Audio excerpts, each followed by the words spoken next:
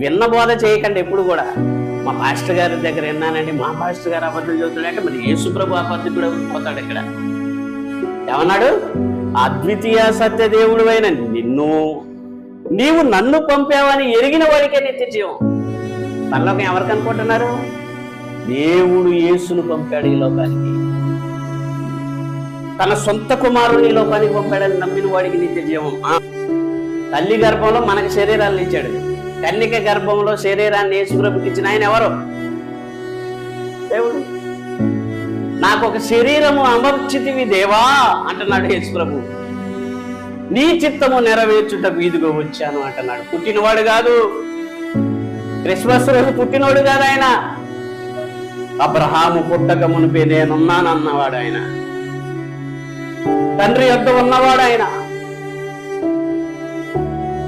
ఆయన నాకు ఒక శరీరమును అమర్చితివి, నీ గ్రంథపు చుట్టలో నన్ను గూర్చి వ్రాయబడిన ప్రకారము దేవా ఇదిగో నేను వచ్చి ఉన్నాను అన్నాడు. దేవుడు ఎవరో తెలియాలి, యేసు ప్రభు ఎవరో తెలియాలి, మానవుడు ఎవరో తెలియాలి. ఎందుకంటే వీళ్ళు ముగ్గురు దేవుడు, యేసుక్రీస్తు, పరిశుద్ధాత్ముడు మనిషి కోసం పరితపిస్తున్నారు. ఎవరు ఈ మానవుడు? ఎందుకు ఈ మనిషి ఇన్ని తప్పులు చేస్తున్నా చంపకుండా ఏమైనా చేయగలిగిన దేవుడు ఈ మానవుని కాపాడటానికి ఎందుకు ప్రయాసపడుతున్నాడు? ఎందుకు తన సొంత కుమారుని శరీరంతో పంపించి నలగగొట్టాడు?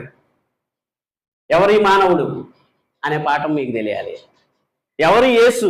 ఈయన యేసు దేవుడా, దేవుని కుమారుడా? దేవుడు ఎవరు? దేవుడైతే ఎలా ఉండాలి? దేవుడికి ఉండాల్సిన క్యారెక్టర్స్ ఏంటి?